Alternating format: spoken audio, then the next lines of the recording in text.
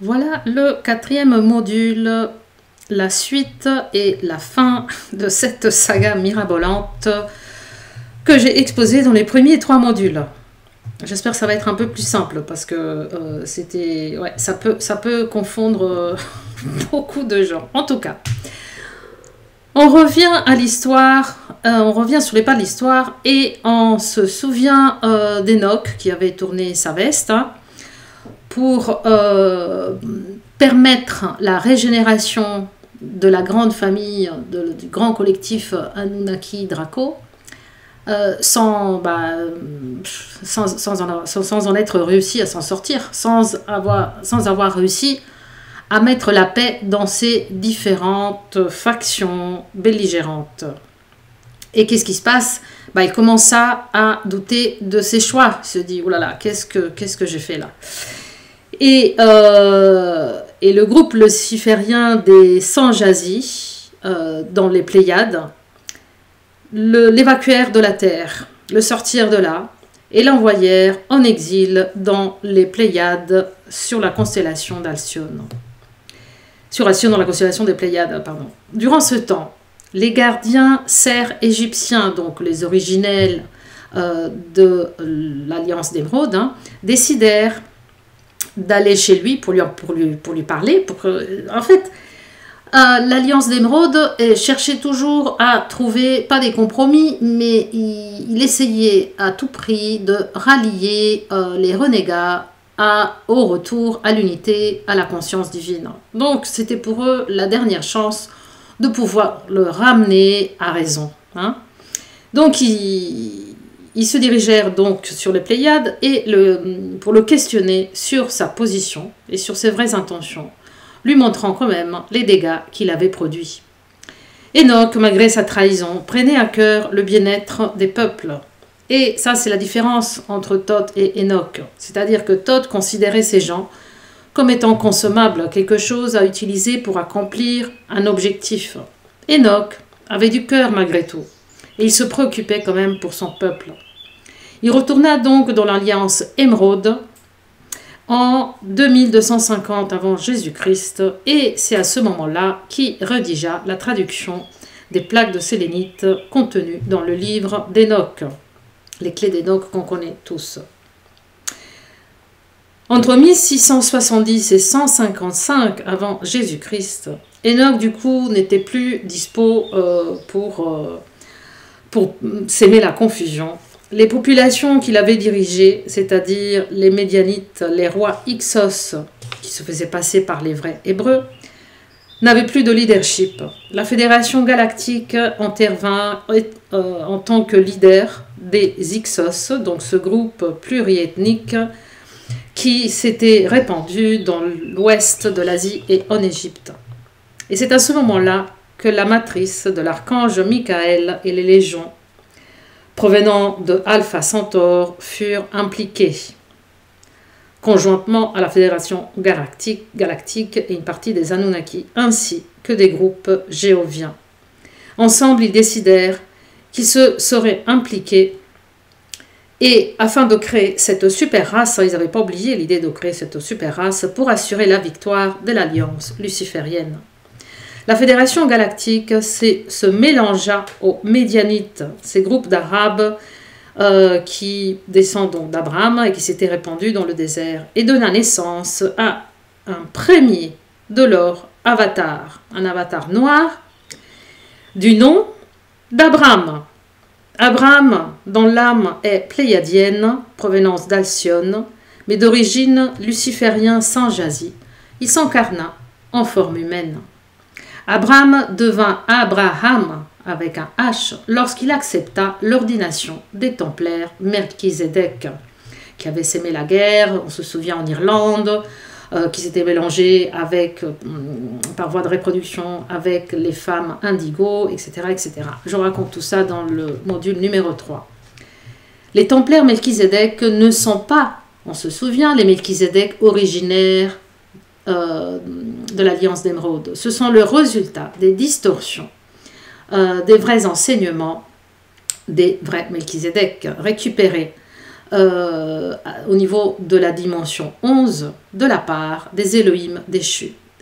Et ils enseignaient, et ils enseignent encore, le credo patriarcal, le credo de la domination d'un Dieu fâché et vengeur. Un vrai Malchizedek est un représentant de la source et de la loi de l'un.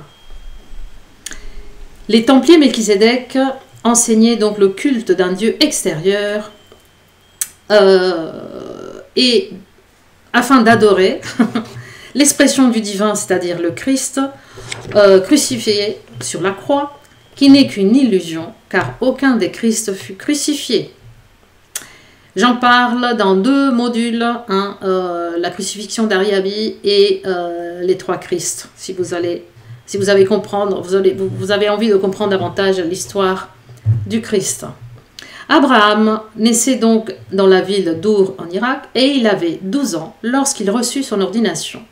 Il fut ensuite envoyé en mission, dont une fut en Égypte, afin de préparer la scène de ce qui se passera ensuite.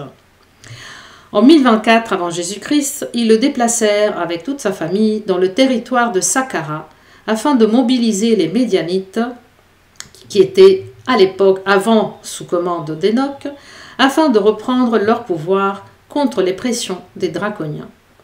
Il en mobilisa un groupe pour aller à la conquête et voler l'arche de l'Alliance. Une fois récupérée l'arche, on leur demanda d'accomplir ce qu'on appelle la conquête de la mer Morte, entre Israël et la Jordanie. C'était en vérité une quête de domination. Ayant donc les outils de l'arche, Abraham et les Médianites purent activer la porte stellaire numéro 10 à Our et envoyèrent des fréquences à travers les ley lines de la Terre dans les territoires dont ils voulaient se débarrasser autour de la mer Morte en Babylone. Cela ne fut pas si efficace comme pour la destruction précédente de Babylone, malgré l'utilisation de 2 portails mineurs créés par Marduk et appelés Sodome et Gomorre. Ils utilisèrent les outils de l'arche, le rod et le staff, en anglais, je ne sais pas les traduire en français, mais dit rod et staff, afin de créer une vague photosonique véhiculant des vibrations sonores capables de s'infiltrer dans la dimension numéro 1 de la structure moléculaire de la Terre et la vaporiser.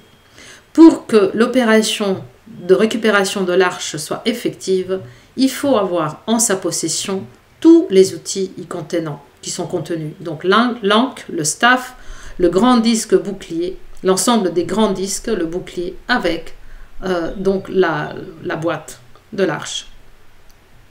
Entre 1670 et 1555 avant Jésus-Christ, le groupe des Hyksos, donc, qui se faisait passer pour les Hébreux originels, faisait le bon et le mauvais temps dans la région autour de Jérusalem.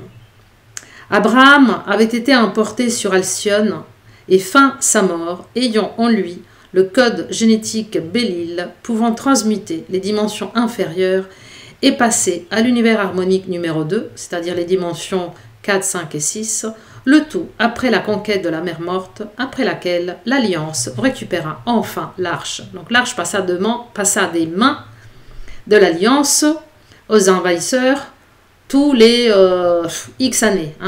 C'était vraiment le jeu du chat et la souris. Les rois Hyksos, qui étaient considérés comme étant donc les rois hébraïques, prirent le pouvoir, se faisant passer par les Hébreux choisis, mais voulant en réalité les éliminer afin de s'approprier des portes stellaires dont ils étaient les gardiens. Les Hyksos devinrent la dynastie dominante donc en Égypte, qui se répandèrent en Égypte bien sûr, le long de toute une série de pharaons. Le dernier pharaon de la dynastie Hyksos, il s'appelait Kamudi et fut supplanté par Ahmosis,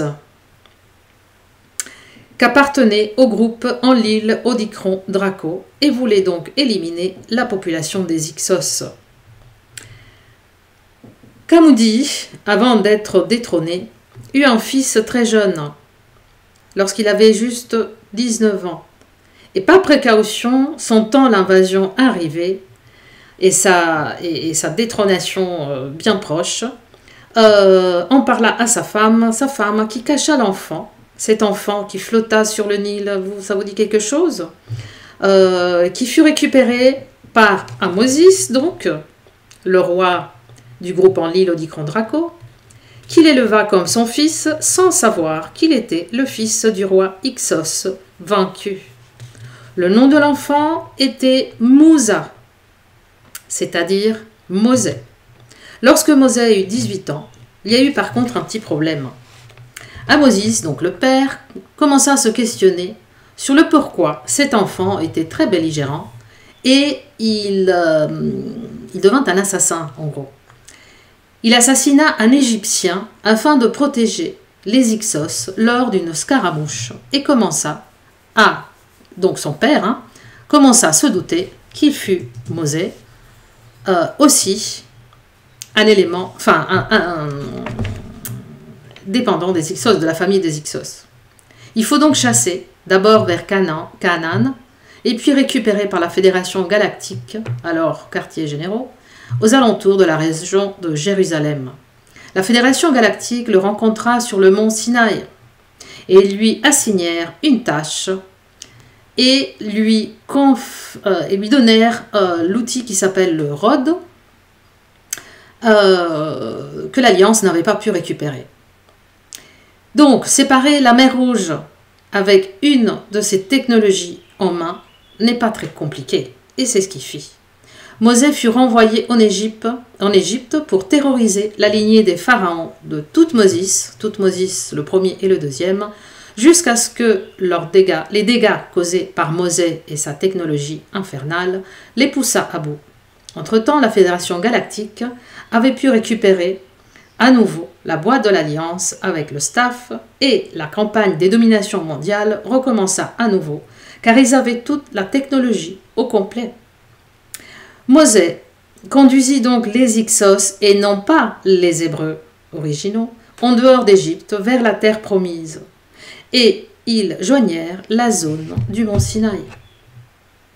Les promesses de la Fédération Galactique fut qu'ils auraient enseigné à Mosè comment utiliser la super technologie du Rod et du Staff afin d'éliminer les tribus hébraïques originelles qui habitaient là et reproduire ce qui s'était passé à Babylone. La raison pour laquelle ils n'eurent jamais la terre promise fut que les serfs égyptiens, c'est-à-dire qui faisaient partie de la tribu, d'une des 12 tribus originelles des Melchizedek originelles, qui s'étaient éparpillés dans les zones désertiques, réussirent à récupérer l'arche et l'amener au site d'Hatshepsut en Égypte. Hatshepsut, on se souvient, c'est la première femme pharaon qui était de la lignée du Graal, des Melchizedek et de l'alliance d'Émeraude. Donc, ils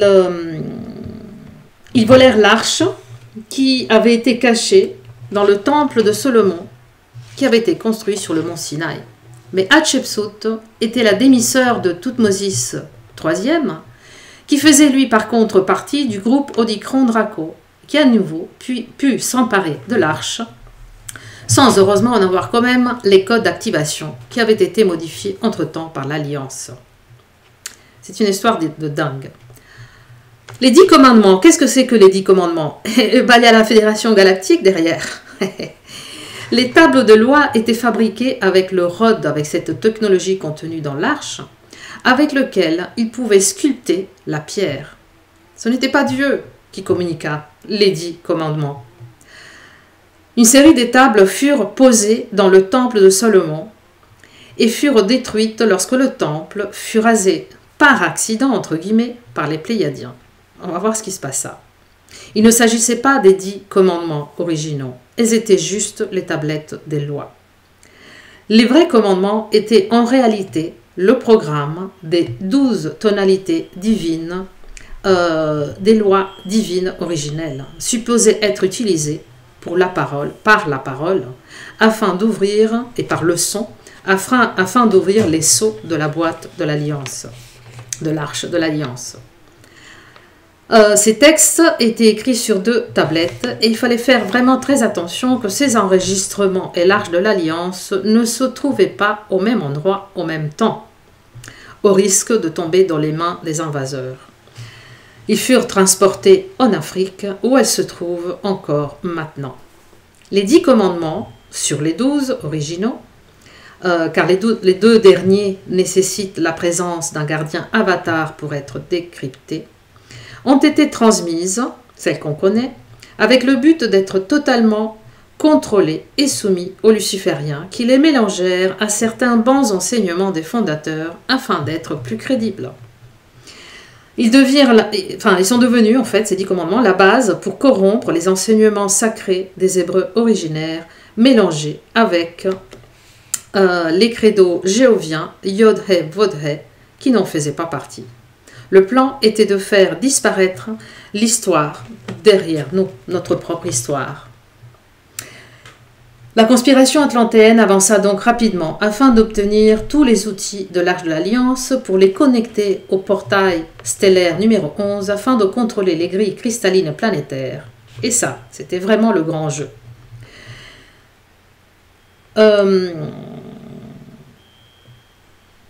Alors, l'Alliance, depuis tous ces milliers d'années, a eu quand même le succès en 1er janvier 2000, c'est-à-dire très récemment, il y a 25 ans, 24 ans, de récupérer tous les 12 codes correctement placés dans la grille pour la première fois depuis plus de 200 000 ans. Et cela nous donna la chance de réussir ce que Yeshua 12 Melchizedek Sananda avait commencé. Et on va voir pourquoi. Le roi Arthur est né en 559 et mourra en 608. Et lui avait la mission de la quête du Graal. Qu'est-ce que c'est que la quête du Graal? Récupérer les parties de l'Arche de l'Alliance qui avaient été volées. On avait le staff, mais pas le reste des outils.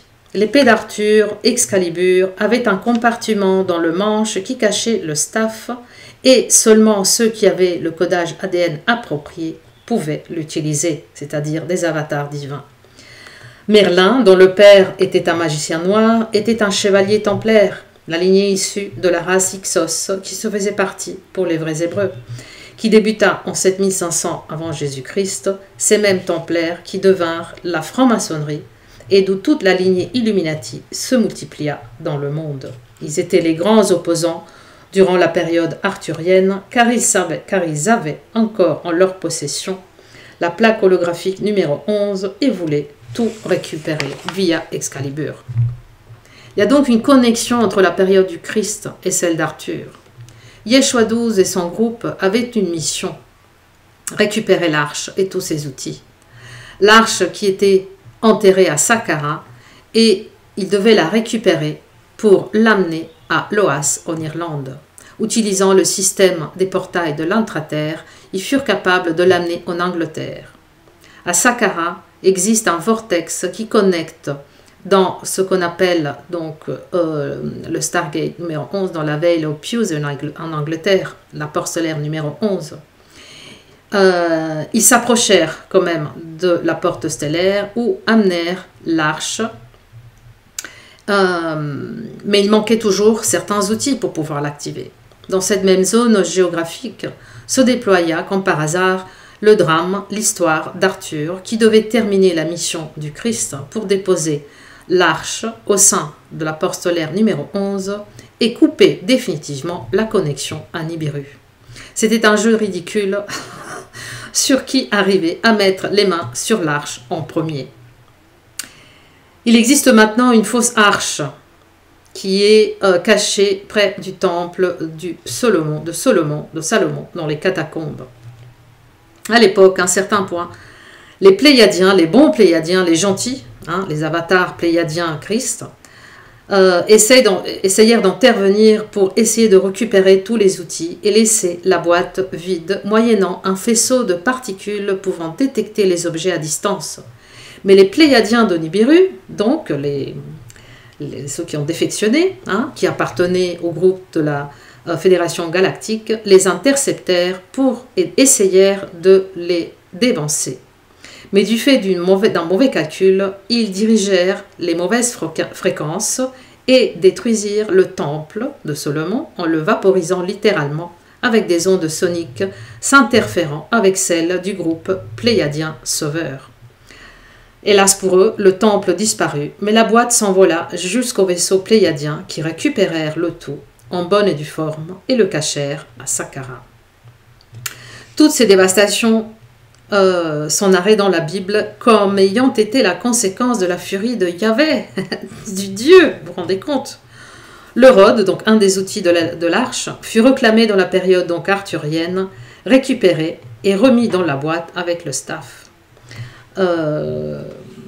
Donc Arthur put récupérer la boîte, l'amener en Irlande. Il récupéra aussi le bouclier de sélénite holographique numéro 11. Il manquait juste le bouclier d'activation, le plus grand bouclier d'activation des portes stellaires, qui fut récupéré en novembre 1999, pareil, il n'y a pas longtemps, 25 ans, auprès d'une famille de francs-maçons qui était prête à faire un deal. La boîte se trouve en Irlande, sur le site qui a été activé depuis par l'Alliance. Ça y est, on est sauvé. D'ailleurs, dans le fond marin, parce que ça se trouve dans le fond marin, existe encore un vaisseau des États réticulis, qui s'est craché dans la mer d'Irlande, tout en essayant de le récupérer. Dommage pour eux. La grille Nibiru a été depuis désactivée et on est enfin libre et sur la bonne voie vers l'ascension planétaire depuis 2017. Et pour conclure, commentaires, juste pour récapituler un peu le tout, pour comprendre qu'est-ce qui nous est arrivé, qu'est-ce qui est arrivé à l'humanité depuis, quels sont les dommages majeurs que nous avons subis. Et l'acceptation du libre arbitre, du faux libre arbitre. Le concept du libre arbitre et de peur furent petit à petit infusés depuis l'effondrement de la Lémurie, il y a 55 000 ans, avec toutes les hybridations subies de la part des invaseurs. Chez les humains, mais aussi chez les animaux. C'est-à-dire la violence qu'on retrouve entre les humains et entre les animaux n'est pas la violence originelle prévue par le dessein divin. Toute expression de vivant a subi une déformation, a été détournée de la loi de l'un. On est tous concernés. Depuis la chute d'Atlantide, ce paradigme basé sur la peur est devenu une partie intégrante de notre système physique. Les pulsations soniques émises régulièrement par Stonehenge, liées au système technodionique de Nibiru, étaient conçues pour consolider nos états de peur dans nos instincts et notre corps émotionnel, à tel point que depuis les guerres sumériennes, en 9000 avant Jésus-Christ, on ne vivait que dans des expériences basées sur la peur, sur le besoin de survie, sur le manque, etc. Et on a commencé, nous-mêmes, à s'éteindre.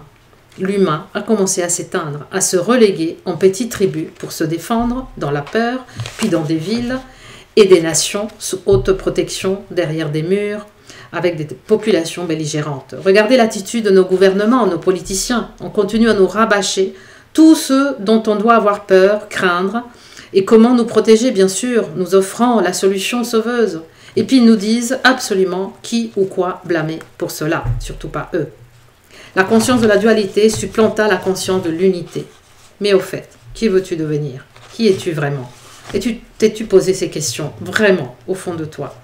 Toutes les religions créées dérivent de la composition de toutes les légions d'êtres en conflit, originées par l'hybridation des races des extraterrestres, chacune possédant un brin de vérité, mais toutes manipulées. Peut-être que la religion védique reste la plus proche des enseignements originaux, mais quand même.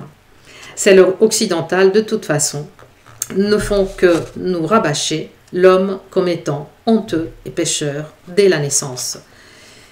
Mais tous savaient, les extraterrestres comme les angéliques, qu'en cette période d'activation stellaire, celle qu'on vit maintenant, à partir de l'année 2000, la spirale de la fréquence Christ a commencé et avait réinformé notre univers local sans pouvoir être arrêté.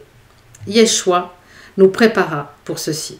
Nous n'avons pas besoin d'un intermédiaire pour se connecter à notre divinité intérieure. On n'a pas besoin de Dieu extérieur, ni d'avatar, ni de gourou. Toute la symbolique de l'expression iconographique, verbale et écrite a été inversée afin d'informer notre corps émotionnel et dérivant de la géométrie originelle, des modèles morphogénétiques, électromagnétiques, des manifestations de la conscience. Et ils utilisèrent des enserts holographiques afin de nous détourner complètement de nos souvenirs et de notre origine. Juste un exemple, la guerre en Bosnie en 1999 a été juste un expériment psychotronique d'ondes sonores utilisées, parce que le son c'est l'énergie magnétique, c'est l'énergie féminine de création de la matière, et la colle qui maintient les particules de matière ensemble. Ces ondes sonores étaient utilisées pour affecter le comportement de certaines races slaves pour des raisons politiques, et le résultat fut la guerre. Il existe des mécanismes technologiques pour affecter la conscience de la planète. Vous en avez déjà entendu, les systèmes, toutes les opérations MK-Ultra, et j'en passe. Et juste pour revenir au symbole, par exemple, l'image de la Paramount Picture, les films Paramount, la montagne avec les 22 étoiles, ce ne sont rien d'autre que les 22 avatars déchus. On a eu 2 collectifs d'anges déchus, les Géoviens Anunnaki, bipèdes, et le collectif de Thoth, Enki, Nibiru et Pléiadiens. Thoth Enki était de la famille Satin et Lilithan, on l'a vu déjà, d'où la divinité appelée Lucifer dériva, ainsi que Satan, c'est la même chose, du collectif Thoth Enki, Nibiru. La lignée de Giovanni ou Jéhovah était reliée à la lignée métatronique, qui chuta de la 13e dimension. Ces 2 collectifs sont aussi cités dans la Bible, avec un amalgame de textes conçus lors du Conseil de Nicée pour s'assurer que l'Église catholique romaine puisse maintenir le contrôle sur les religions organisées. Depuis des éons de temps, nous assistons au conflit entre ces 2 collectifs. C'est pourquoi nous avons un serpent dans le jardin d'Éden. Il était associé avec Thoth Enki, les Lucifériens. C'était une compétition orchestrée entre ces 2 collectifs qui prétendaient être le vrai Dieu. Le serpent le trouve partout, le serpent enroulé autour du caducée. Et il est en particulier une invitation à perpétrer la maladie à travers une symbolique inversée. La morsure du serpent, l'OMS, le poison, enfin j'en passe. Nous sommes traversés, en réalité, tout être vivant, et nous les humains, par 12 lignes axiatonales qui nous relient au plan divin, dimension supérieure, et qui nous relient aussi au cœur de la Terre. Ces lignes nous informent régulièrement des courants cosmiques divins, et les 2 lignes les plus importantes courent le long de notre axe vertical, qui traverse les yeux.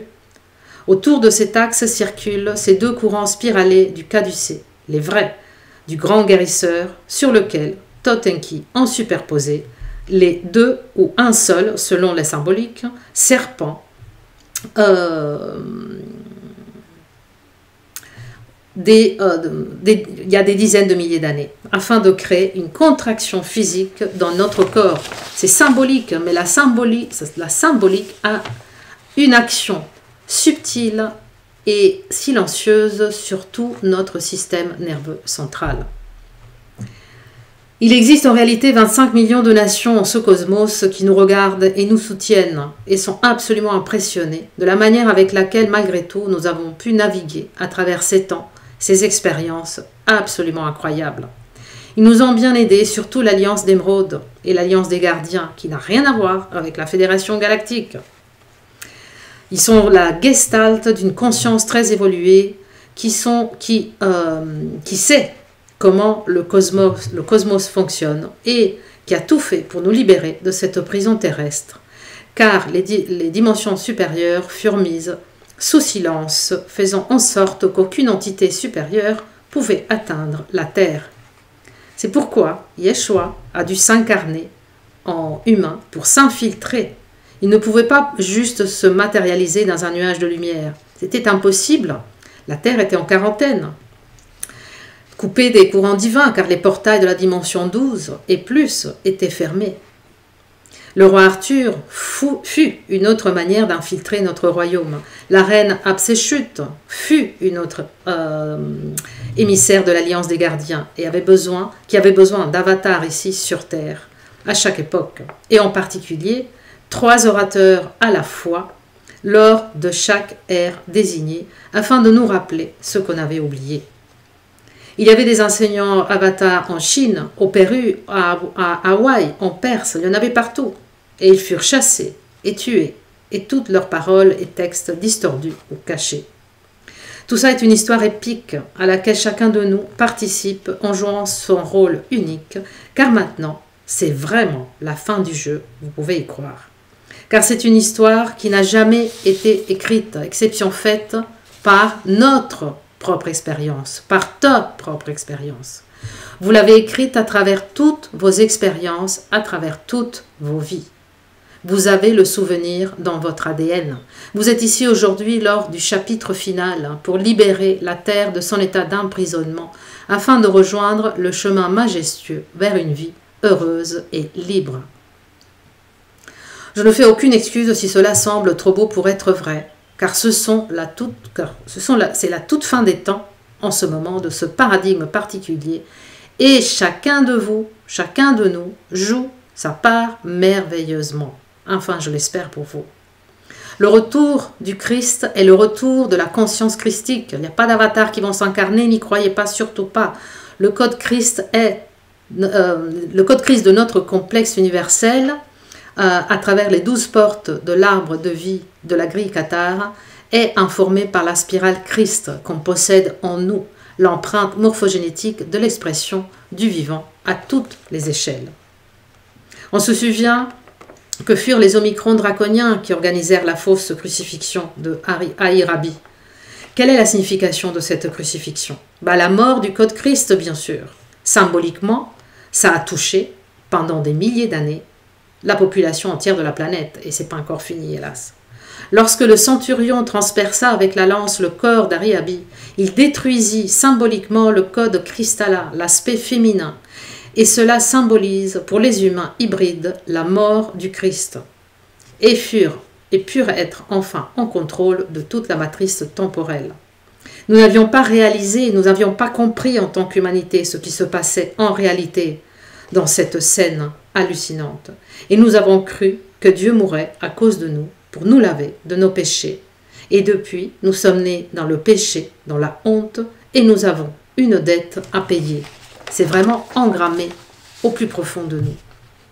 C'est tout un jeu de symboles, de peur et d'émotions dont nous a été envahi et qui nous a construits depuis. À nous de retrouver et réclamer le chemin de retour à la vérité. L'énergie est conscience, et la conscience est énergie. La conscience originale est le point zéro qu'on ne peut pas mesurer scientifiquement. Le champ zéro de la conscience originale qui ne peut être détruite. Il existe éternellement et on y baigne dedans. Ils ont tout essayé, ils ont essayé de contrôler le code génétique avec l'intelligence artificielle. Regardez ce qui s'est passé en 2020 et tout ce qui s'est passé avant, par tout moyen. Car éliminer tous les angéliques de la Terre leur avait empêché de contrôler la grille, strictement connectée et dépendante des codes morphogénétiques humains. Les armes biologiques ont essayé de s'emparer de nous. Et en partie, ils l'ont fait, mais l'échec frappait à leur porte. On est sorti du drame. En réalité, c'est terminé. On assiste à la fin d'un jeu du massacre qui n'a plus lieu d'être, car l'énergie de la Terre, l'énergie cosmique et de notre univers local a changé complètement d'octave vibratoire. À chacun de nous maintenant de jouer sa part dans ce dessin divin magnifique, extraordinaire de renaissance pour toute l'humanité angélique.